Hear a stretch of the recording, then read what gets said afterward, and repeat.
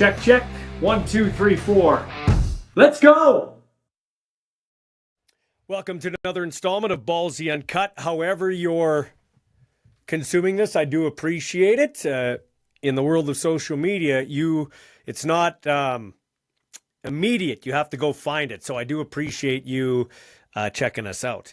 Been an interesting week in my household with the CFL draft going down. Had a little soiree here at my house with some family and friends. Like to thank my cousin Jason and his son Jet for driving down just for the day from Edmonton, man. That's unbelievable commitment to family. So I do appreciate that. And then to all my friends that came over as well, I appreciate the support, and I know Ethan appreciates the support. A lot of texts after the draft. Well, I had the Oilers were playing in Game 5 against the Kings, and a good contingent of us are Oiler fans. And so I didn't think Ethan would go before the 4th round. So I thought, okay, 5 through 8, pretty good chance that he'll get picked. And 5th round comes and goes, and I'm like, okay. Then the 6th round comes, and I'm like, did I just have a party for my son and he's not going to get drafted? He's either going to get drafted or we're throwing the greatest Edmonton Oilers pregame party here at my house. And in the 6th round, 54th overall, Ethan Ball gets picked by the Winnipeg Blue Bombers. I bought this hat specifically for my set. And fortunately, he got picked by the Bombers so I could grab the hat. He could put it on. My buddy Ryan brought over an old Bomber jersey. He had that. His sister slapped that on. Yeah, it's interesting and very weird for this guy. Not going to lie to you. Not going to lie to you. Hold on here. This Bombers hat. Hopefully, that's not a sign of the season. I can't get it to fold correctly. There we go. I grew up a Rider fan. I grew up since 6 years old. I always wanted to be the voice of Canada's team, the Saskatchewan Roughriders. And I'm not turning my back on the Saskatchewan Roughriders in terms of my fandom. I have some friends in that organization, both players in the ticket office, in the store, some coaches. So I have a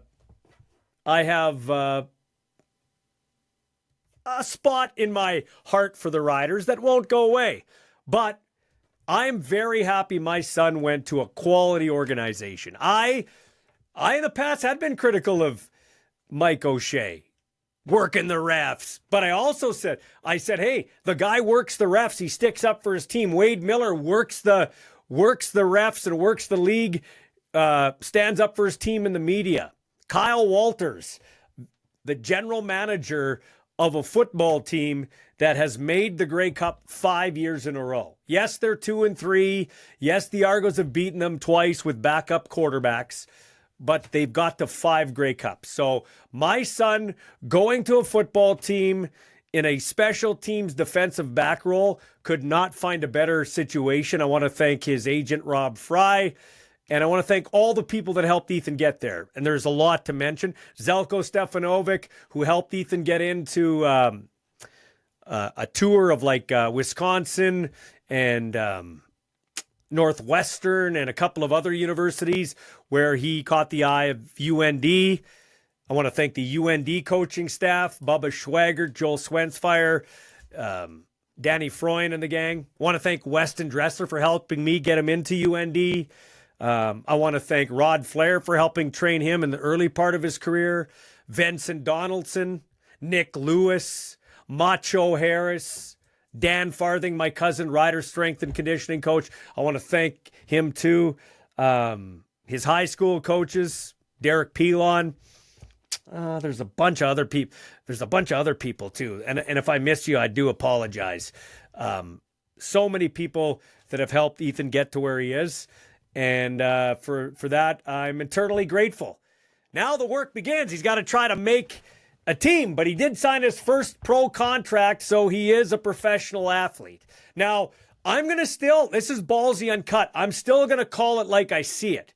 But I'm not going to lie to you. As it relates to the Winnipeg Blue Bombers, they are a team that I'll report on, but that's it. I'm not going to, I got a son playing for a team now.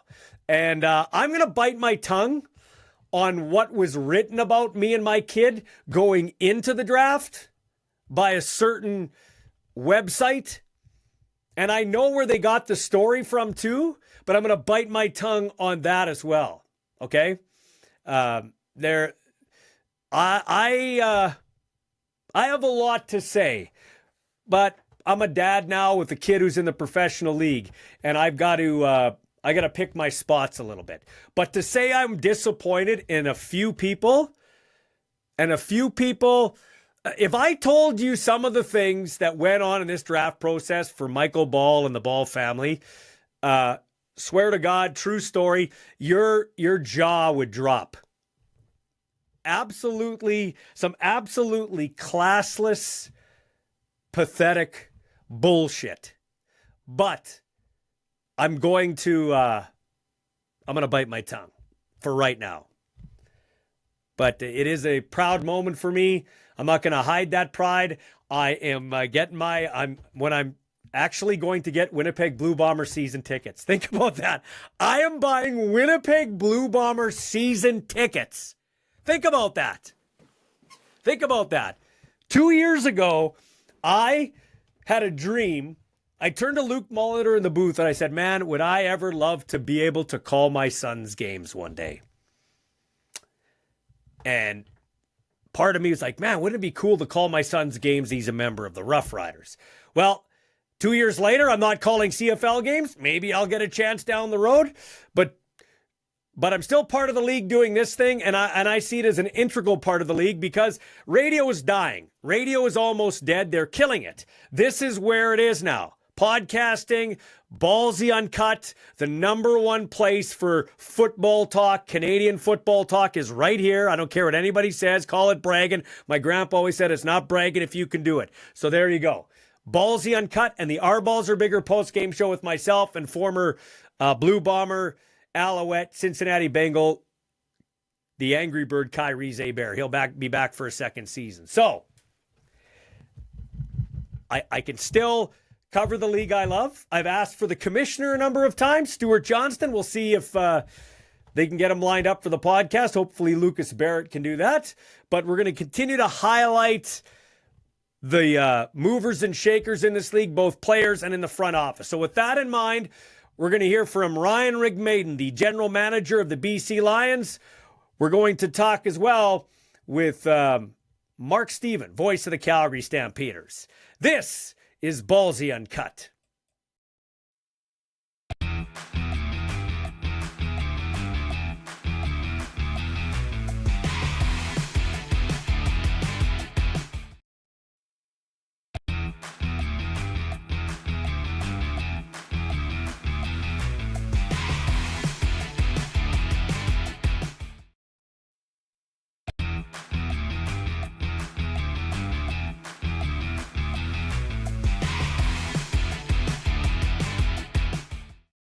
Well, I know your work. First time I've talked to you like this. Thanks for taking time out of your schedule to join me. I appreciate it.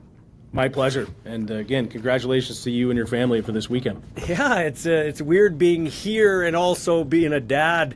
What goes into it on your side of things? Like, just take me through the process, when you're deciding and when maybe the board's not kind of going the way you thought. Just talk about that for me.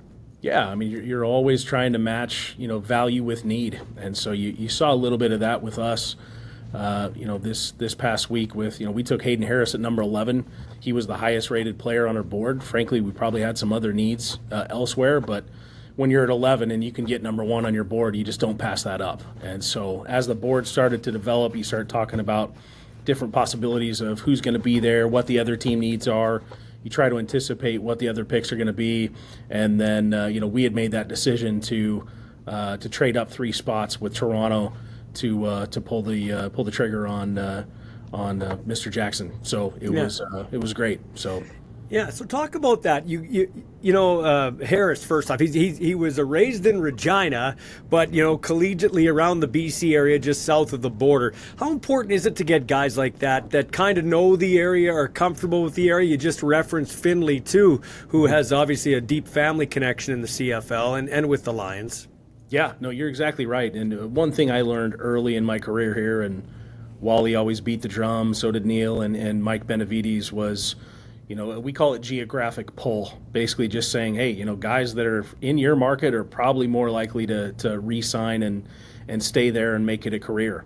And so, getting Hayden, who's a former Vancouver guy but now lives in Seattle, that was absolutely huge. And then obviously for Jackson, he is a Vancouver guy. His family's here. He's still got roots here. He went out to the East Coast, but now he's back and he's got a bit of a homecoming. And when you build your roster, you're not only talking about that first 3-year contract.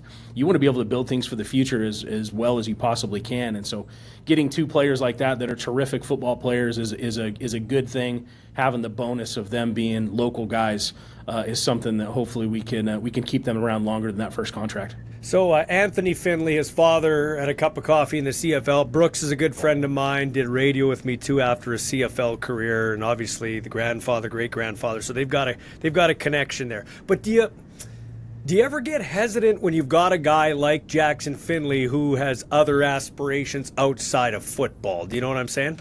Yeah, no, it's certainly a concern, and this is with everybody. It's Hayden right now is he's got an opportunity with the Buffalo Bills, and so that's a terrific opportunity for him. It's a calculated risk on our part, but you're right for Jackson. It's no secret how intelligent, how motivated he is. He wants to be a doctor. I think he's got his life plan pretty mapped out, and so is it a concern? It sure is. We've had these discussions with him. It was something that specifically we brought up in the meeting of, hey, how long do you want to play football? Because some guys will straight up tell you, hey, I want to do this for a few years, but I don't want to have a bunch of wear and tear on my body, so probably play a few years and then move on. Some guys are, look, I'm all ball. I want to play this game until my body falls apart, and then I'll go do with my life after football plan. So, with Jackson, we feel like his talent matched with our need, him being a local kid, the character of him and his family, we thought that was worth the risk. Because I've been around the game, I can help my son with a bit of advice in terms of what he should do. And I said going into it, listen, you got your degree in North Dakota. You have aspirations to be a lawyer. But if teams are asking you, would you be okay to go on the practice roster, or would you go back to school for that last year? He's like, well, no, I want to play professional football, whatever's my fastest route. My question to you, Ryan, is sitting in that chair, are you hesitant to take a kid if he says, I'm going to go back and finish school? Yes and no. I think you take it by a case-by-case basis. We've had players, Ryder Varga a couple years ago, who was going back to finish school, and we thought it was terrific because he probably would have been taken a lot earlier had that not been the case. And so we saw the value there, and hey, let's take this kid now, because chances are he would have been taken a full round ahead, or maybe even earlier than that. So. It is a question of just pure availability. And so you do have those questions of, hey, look, if it's going to be on the practice squad, what are your intentions? We've had it both ways where you get a player that's very honest and says, hey, this is what my plan is. I think I'd probably move on from football if that's going to be the case, if I'm going to be on the PR. Maybe financially that just doesn't work for them. We've also had it where players had a plan and then they changed their mind. And so you have to think about all these things, and it just goes back to, let's not miss on the character on the kid. And so, we can, studying the football is fine. That's what we have to do. But let's also not miss on the kid. And so for somebody like Jackson, it was, hey, look, he's telling us he wants to play football. He's a terrific player. The way we're built right now with a Canadian starter at safety, this is a good fit for us. And the coaches are already excited about finding some package things for him and getting him on the field a little bit earlier than maybe we even anticipated. So the room's buzzing, the building's buzzing with these 2 picks. Well, this game has never changed. In all the years I've watched, you got to have quarterbacking to win, and Canadians really separate the teams. I'm not diminishing the Americans because I love Americans. 2 greatest Americans to ever play for the Riders. They have statues out front, Lancaster and Reed. But, I mean, unless I'm wrong, Ryan, it's always been that way. Get a quarterback and then have some really good Canadians. That's how you have a chance to win a championship every year. I think you're exactly right, and you've seen how we've done business this offseason is, you can't turn down elite talent that are Canadians. You just can't. And so we feel like we've got a terrific quarterback in Nathan, but also, re-signing Matthew Betts, a Canadian, re-signing Justin McInnes, a Canadian. When you have players that are in the prime of their career and they've been downright dominant at times, you can't let them leave the building. And so, we fell into that trap before years ago, and sometimes you pay guys maybe you shouldn't. And that's something, when I got in the chair, I just said, look, guys, we're not going to do this anymore. We're going to re-sign guys. I have no problem paying players that have deserved those contracts. And you're exactly right. Finding a quarterback and finding Canadians is usually how you win up here consistently. Yeah, and people say, well, the Lions didn't have any first-round picks because they went over the cap. I'll tell you what, if you get a chance at Matthew Betts and Nathan Rourke, both guys friends of this show, you take them. You couldn't find no disrespect to the talent out there in the draft, but you couldn't find two better players than that. So you'd roll the dice every day of the week that way. Well, you're exactly right. And look, we had a plan moving forward. Amar Doman, our owner, certainly knew what was going on. Mm-hmm. And the reality was, if Matthew Betts and Nathan Rourke were in this draft, they would have gone 1 and 2. And so, we love having draft picks. As a GM, I certainly want more picks every year. But to get those guys and to keep them in the building, we did what we had to do. So how exciting is it for you? We talk about how the Canadian talent has developed over the years. How exciting is it there on the personnel side to have more ingredients to choose from? Not trying to diminish what happened 15, 20 years ago, but the talent's much, you got better ingredients now, just the fact of the matter. Yeah, 100%. I think the U Sports coaches need a lot of credit with that, because the Canadian talent's getting better every year. And, you just saw it this year as well, with even at quarterback with Elgersma and Curtis Rourke. So those players are getting better all the time. I think the United States market, you're seeing the colleges sign high school kids from Canada like they never have before. I think there's teams, especially the teams up north in the United States, that kind of feel like, hey, this is an untapped resource. There's quite a bit of Canadians that have this kind of talent that they're looking for. So I think that's only going to get better.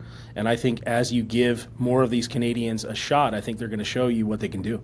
So Connor Clausen comes from Big River, Saskatchewan, where he played six-man football. Wasn't a lineman when he was playing six-man football. I just had him on the show a couple of episodes ago.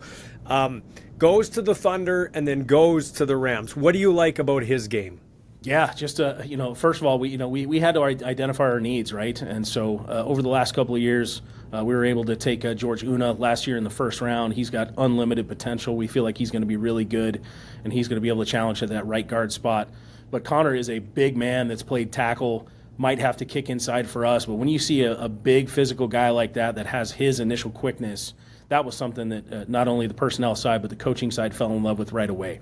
And so that initial quick movement for an offensive line is absolutely huge. So we're going to bring him into camp. We roll up to Kamloops on Tuesday. And so, again, there's a buzz here. There's an excitement. We just can't wait to get up there and get going. But Connor, as well as some of the other offensive linemen that we took in the draft, these guys all have traits. They all have potential, and they all do something very, very well. And you know how it goes in the CFL is usually the offensive linemen have a progressive plan, and that's something we need to do. We haven't done a very good job of that in the last few years of getting these guys prepared. I think this staff is fired up about guys like Connor, guys that have traits that you can work with, and we'll get them up in camp and see where it goes. I just talked to Leighton Krupe in our local gym here. He's a guy from the BCFC, Regina kid, Balgoni kid, and he went to the ID camp there. You guys are doing a good job of mining the bushes, as it were, to find those players in junior football too. Well, I appreciate that. Yeah, we've got two juniors that are coming up this year who we're really, really excited about. We've got a pretty proud history of juniors that are making that successful run to the CFL, and guys like Andrew Harris and now Javon Katoy. And so we're always trying to find the next guys. Neil does a terrific job with that, just staying close to the local markets. And, Neil's a former junior himself, and so he takes a lot of pride in that. Our theory is I don't care if you're a junior, if you're U Sports, if you're NC2A, whatever it is, we want the best players that are the best fit. And so if we can get these guys up here and have them develop, it's just a great story. So there's a buzz. You've said that word a couple of times. How nice is it to flush last year? There were a lot of expectations. There's always a lot of weight on the team that's hosting the Grey Cup. And then you bring Nathan Rourke back, and it just didn't probably go according to plan. Just how excited are you? New coach, everything. Yeah, we're turning the page. It was a frustrating season, and so to come out of the gate, I think we're 5-1 and feeling pretty good. We knew we had some holes and got some injuries and poor play, and it just started snowballing. And it's nice to get back up to Kamloops, get refocused with a new staff. Buck Pierce and his staff have been absolutely incredible. The buy-in is already here. We've got more guys in the building that we've ever had that are working out and meeting and just dedicating themselves to football in 2025. So I couldn't be more happy with the staff and with the guys and how they're buying in.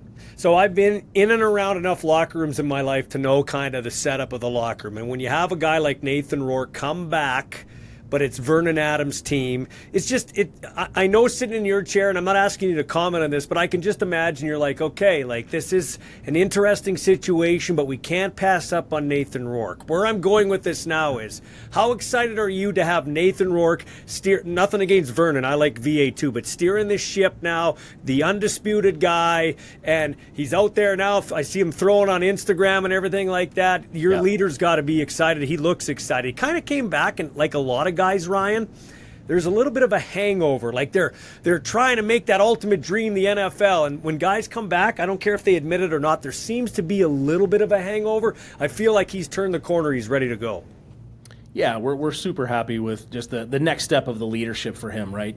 Last year was, looking back on it, I think probably more awkward for Nathan than maybe we thought it was originally going to be. The reality was, VA was hurt, and so we tried to make some trades and didn't work. Nathan just kind of fell in our lap after he was released that last time, and again, as an organization, we felt like we had to do that. But I think Nathan now, it's his team, just like you just said. I think last year Nathan was probably conscious of the fact that it wasn't his team, and so I think he tried to still let VA lead because VA was the leader and that was his right at the time. So you're seeing that shift take place of Nathan take the next step. Again, the buy-in, guys are out there working with him. This guy does nothing but eat and sleep football. He is always talking ball. This is his whole makeup. He's a terrific person. His work ethic is just unmatched. And to see him take that next step is something that's valuable for him and obviously valuable for us. So I say this last question. I say this in the most positive way. You're a football nut. You're a football lifer. You kind of have to be, okay, if you're at this level. What would this Ryan Rigmaiden tell the young guy coming up? Do you have a piece of advice? If you had to write yourself a letter to your younger self, what would you say? I don't know. I think we would have done the same thing, to be honest with you, because again, VA was hurt. This wasn't a situation, you see sometimes in the NFL when there's a quarterback controversy that, they bring in somebody and it's for competition and stuff. That's not what happened. VA was hurt, and we need to bring the best quarterback in that we possibly could. Huge bonus that it was Nathan, who already knew the offense and all those things. So I think that was a no-brainer to bring him in. I do think some things, looking back, maybe weren't handled the best, but again, I think it was a tough situation for everybody involved. Yeah. And so giving credit to everybody, whether it was Coach Campbell or VA or Nathan, everybody handled it like a pro. And, if we would have won a Grey Cup last year, we all would have said, hey, fantastic, we did the right thing and this has all worked out. We didn't. We fell short. And I'm glad that 9-9 for us was a very disappointing season because I've been here where we won 5 games and we had to make changes and we had nowhere near the talent and we had some coaching uncertainty. And so I love the fact that the BC Lions right now at a 9-9 is a disappointing season for us, and we know we have to get better. So we've made some significant changes. Nathan's our guy moving forward, Buck's our coach moving forward, and we couldn't be happier. So one last question for you, then I'll let you go. Any concern at all about a first-time head coach also being the offensive coordinator doing both? Is there any? I know there's a compromise like coaching structure for money, so some of that I don't know if that plays into it here. But is there any concern about a guy wearing 2 hats when he hasn't been a head coach before? Yeah, I think there's always a concern. That was something that we talked about through the interview process. We are 100% confident that Buck can do it, but also Buck's got tremendous backup in the building with guys like Ryan Phillips and Mike Benavides and Randy Melvin and Glenn Young and Sharbs. And These are coaches that have done this a long time and are terrific at their craft. And so it's not just Buck, it's about the support system that he has around. So we feel like we're a fairly veteran team. Buck coming in as a head coach, we feel like is an advantage. So what he's been able to do in Winnipeg is just tremendous. Obviously going to 5 Grey Cups in a row is just unheard of. And so no, I think at the beginning when you're making that hiring decision, it's that person has to convince me and Neil McAvoy and our ownership that they can do it. Buck certainly convinced us all, and we're ready to roll. All right, man. Well, thanks for your time. I will say this, the BC Lions always step up when I ask. Thanks to Matt Baker for always lining it up. And thanks to you, my friend, for taking time out of your schedule. Look forward to talking to you down the road, okay? Thanks, Michael. Appreciate it. Again, congrats to your family. That's awesome.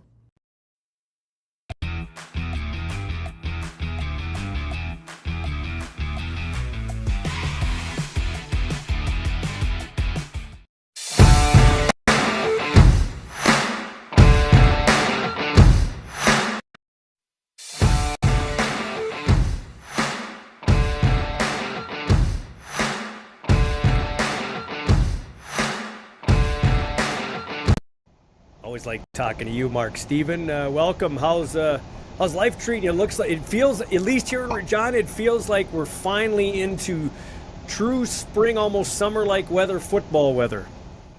Yeah, kind of like that here as well. It's a nice, couple of days coming up, and then we've got a little bit of a rainstorm coming through. But overall, it's going to be pretty nice when rookie camp gets going, and that's going to be very soon, like Wednesday for all teams, so I'm looking forward to it. Yeah, so does this ever get old for you, my friend? Oh, not really. No, every season has a story, right? Every season, different things, different opportunities for different people. And, rookie camp is a little different because, people are just there to get acclimatized to things. But no, I wouldn't say it's ever a chore, let's put it that way. Yeah, when you're watching sports, it's not a chore. Hey, was that your son walking around with you at the Combine in Regina? Yes, it was. Worked for the Edmonton Elks, and really enjoys it. Yeah, so we were talking about that. How was that? He's wearing the Elks colors. You're covering the Stamps. That's an interesting angle. Yeah, it's very different. But the Elks found out about him and got a hold of him, so that was kind of neat. He'd done a lot of stuff with the University of Calgary, and that's how his name got out there. So the Elks needed someone to do a lot of the videographer work, and here he is. He's now going to his 4th year with Edmonton, which is hard to believe, but also means he's one of the senior people there because they've gone through a lot of turnover. But no, he enjoys it. I mean, he did have to get rid of 3/4 of his wardrobe, but other than that, it was fine. Tell me about it. Listen, I never in a million years thought I would be buying Winnipeg Blue Bombers season tickets, but that's exactly what I did today. There you go. All right. Well, see how it works out. It's going to be exciting. That is crazy. That is weird, man. Let's talk about the Elks for a second, since you touched on it.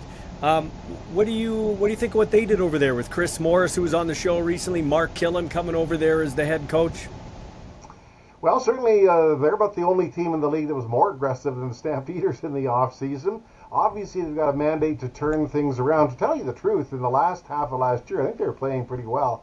But obviously, they want to get everybody on the same page. It's been, a very difficult few years for them, frankly, ever since Jason Moss was let go. And they've tried to work with different coaches, different people, different managers. And maybe this will be the crew that gets them going in the right direction because, it's a team in a city that has a great football tradition, but not much of it written in the last few years. So what's the story of the Calgary Stampeders this year as we go in? Is there as we start rookie camp, if you were to pick 3 things that you're most interested in, I'm not talking rookies, just in general. Right, what are you looking for here?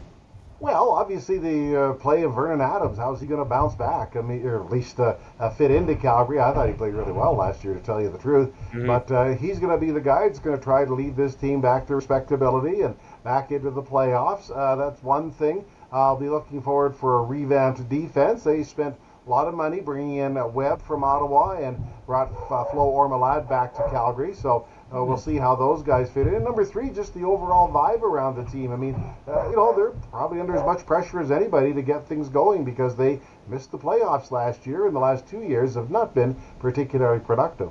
Yeah, so what's your dog's name? Robin. It's actually not not ours, our daughters, but anyway, it's not. Okay, is that a female or a male dog? Female. What kind of dog? I gotta know. Critter. I Critter. can't tell exactly what kind of just critter. That's okay. Is it doggy daycare for you right now, or what with your daughter? Just for a while, yeah. We were assigned responsibility to take care of it for a little bit here. So You seem like you're not much of a pet guy. Are you not much of a pet guy? I don't mind, just not at this time when I'm trying to do something. That's when I'm not. I quite enjoy Robin, just not right now. So That's hilarious. I love it. It's okay. Okay, so this is Ballsy Uncut, so we're rough around the edges. So, is Dave Dickinson under a lot of heat, do you think, this year? Oh yeah. I mean, they better get it turned around. He was given the opportunity to turn it around. He'll get a chance, and I know, there was a lot of consternation about whether last year was going to be his last year. You know what? For all that went wrong, there's lots. It's the only time they missed the playoffs, so I don't think you can jump to too many conclusions. But no, there's an expectation. They spent big. They've made a lot of changes, and there's an expectation that they're going to bulldoze their way back into the playoffs, and we'll see if they do. Is that turf looking good there? They replaced the turf there. They're in the process of it, so I can't exactly tell you what it looks like. They're in the process of doing that, and it's going to be a little touch and go between now and the 7th. They are working on it nonstop, I can say, but right now all I've pretty much been able to see is just sort of in progress, so we'll see. So that's the other thing. I had never sat there to watch a game before, okay, till my son played at the UFC. I will say it's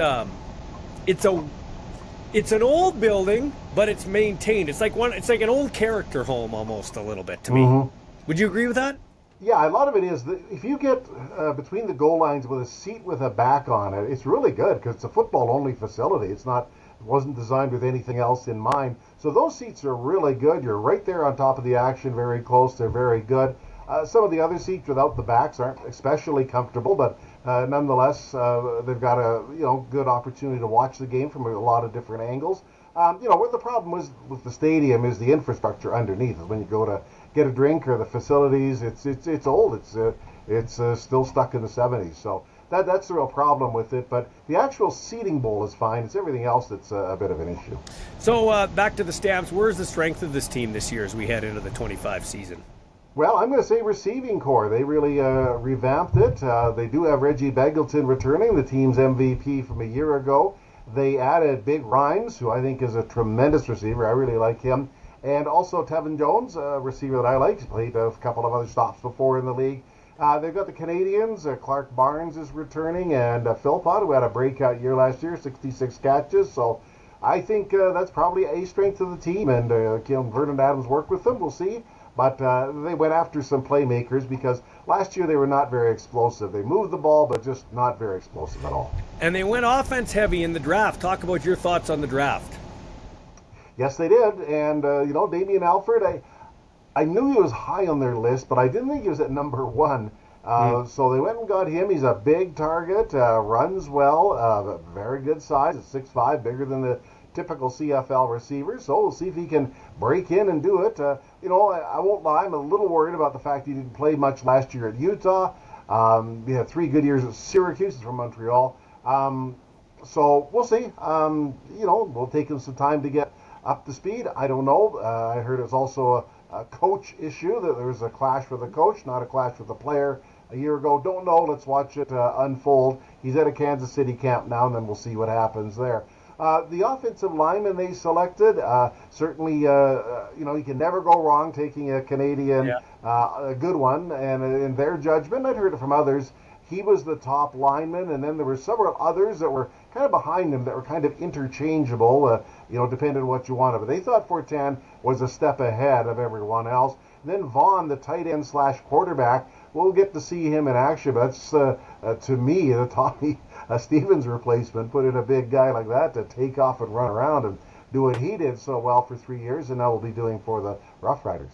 Yeah, it was interesting because Ethan is a teammate of Quincy Vaughn there at UND, and he was a short yardage specialist before he moved to kind of a tight end fullback type.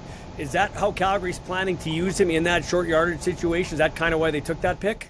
Not exactly why they took him, but it certainly was a consideration that he could be that guy. They've got another big quarterback coming in, but it's certainly a consideration. I mean, you put a big quarterback out there like that, he could maybe throw the ball too, just to mess things up a bit. So, he's also got some size. The true tight end is not used, but, if you use him as a tight end fullback type guy, there's a place for him, I think. Yeah, and they picked that Laval defensive back, and they've already got quite a stable of Canadian defensive backs there in Calgary.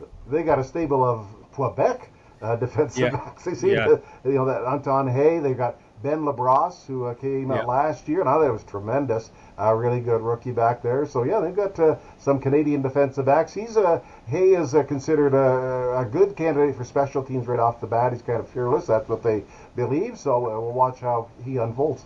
Yeah, for sure. Let me get a comment about Stuart Johnston, the new commissioner. Just your thoughts initially. I mean, he hasn't really said too much, but just your thoughts on where he comes from and how that might help the league going forward. Well, it certainly is interesting. TSN is the league's biggest partner. Now they're supplying commissioners. I've met him a couple of times. I don't pretend to know him, but he seems like a very articulate, upfront guy. I mean, it is very interesting that, he wrote obviously he's there to get a bigger TV deal. Listen, a kid, that's his number one attribute. The fact that he's got knowledge of the deal very intimately, because he helped write it. Now he's going to be on the other side of the table. I don't know exactly what that means, but it's going to be a big part of the CFL's path going forward. He has a passion for the CFL. That counts too. He's not strictly a business guy or a TV guy. As passion. He, doesn't have the day-to-day experience like his predecessor, Randy Ambrosie, who was on the field for 9 years, but doesn't mean he can't bring a different look to things. I'm glad right away to a point that he said he's not particularly worried about expansion. I wish he would have said that he's not worried about the Halifax angle of expansion. I still think they really got to look for a 10th team, but I also think we've got to be realistic after so many false starts and rumors, etc. It's just never going to happen in Halifax. So let's move our sights elsewhere. But so we're really good. I don't know. Where would the 10th team be if they're not in Halifax? That's a great question. Maybe London. How about Victoria? They're going out there for a preseason game that was sold out. Who said it has to be necessarily in the East? Is there somewhere else? I don't know. Maybe they've never really approached other centers. Maybe they've been focusing so much on Halifax that they haven't really met other leaders. Could there be one in the London area too? I wonder. So it's a very densely populated area. Kitchener to Windsor, Kitchener, Waterloo to London. That's heavily populated and produces a lot of players. So I don't know for sure, but I would just like to see them, focus some energy on it. But I just think we got to quit kidding ourselves about the Halifax thing. Yeah. If it was going to happen, it would have happened by now. Yeah, it's dead, and especially I think since you took it away from Atlantic Canada, the game, and put it out west, you basically admitted that it's not happening. I think that's a big part of it. Just thank you Halifax, but it makes a lot of sense. But you got to eventually just turn the page. Okay, so the way too early Mark Stephen West prediction. Can you rank? Now we're through free agency and we're through the draft and we're coming up on training camp. If you were to give me your way too early prediction, can you rank the West 1 to 5 for me right now? I would say Winnipeg, I'll still give them another shot on top. I think they're still a very good team with a lot of players there, but I think their window's rapidly closing. Saskatchewan will finish second. I think the Stampeders will improve their record to 9-9 to make the playoffs.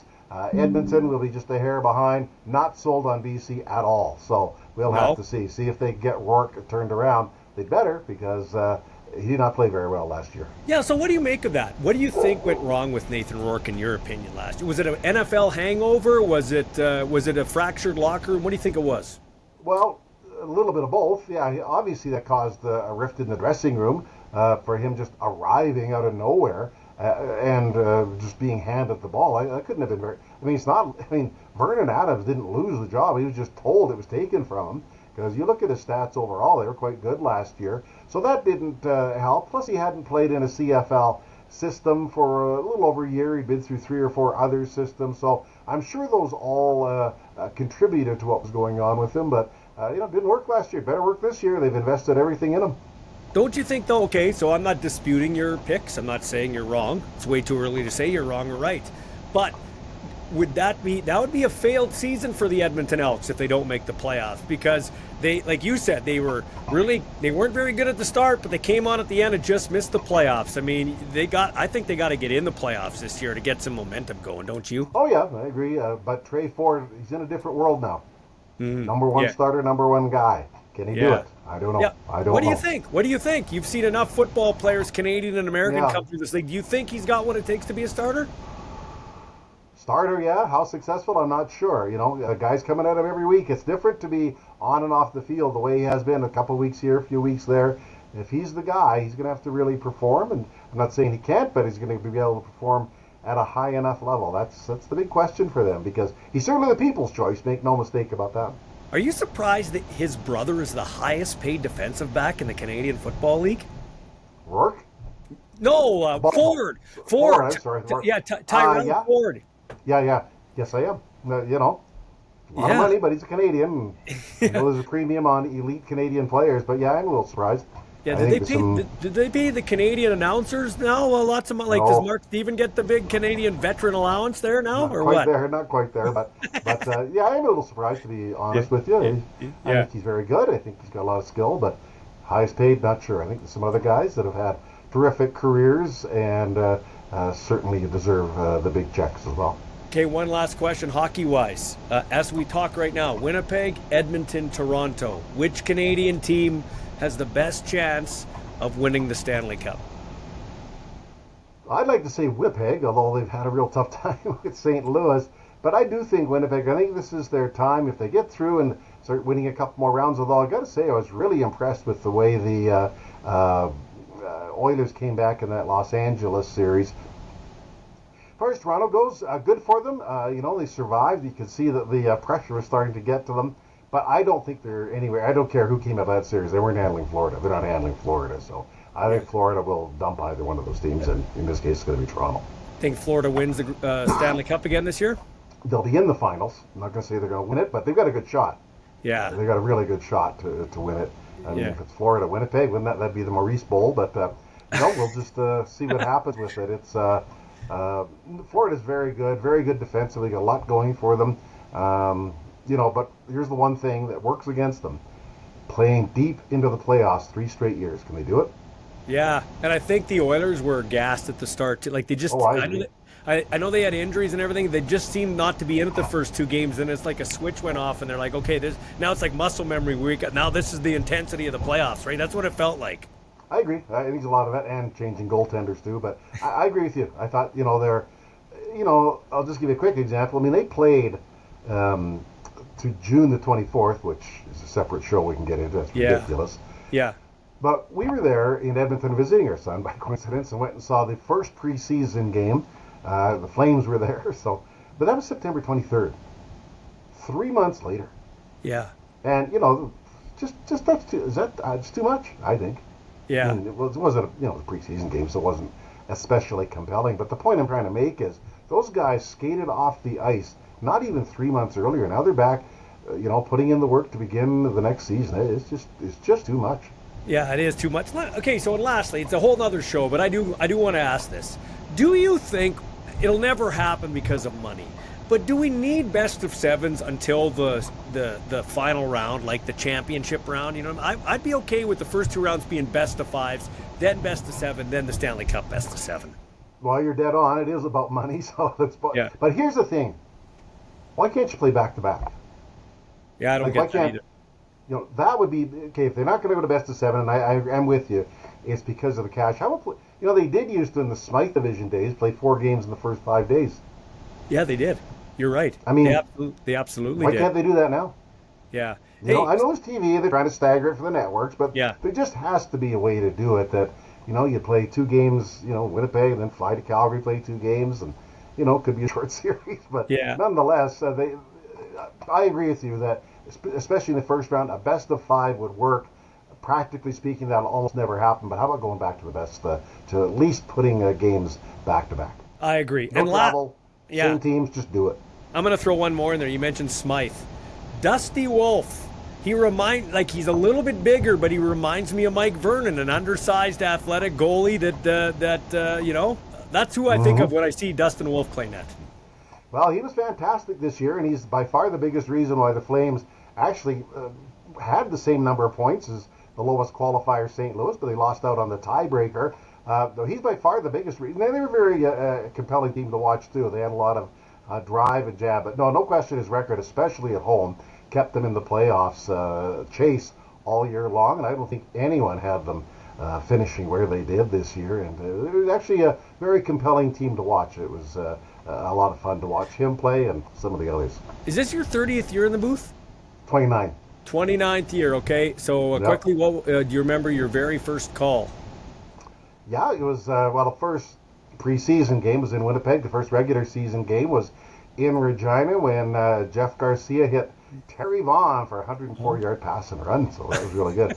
And I said, oh, this is kind of cool. And I got out the record book and I realized that was one of the longest pass and run plays in team history. It can't be much more than that, can it? So. No, that's awesome, man. Hey, Mark, thanks for your time. I look forward to listening to you again this season, okay? Okay, sounds good. Looking forward to it. It's just around the corner, and we'll get the ball rolling in a very few days.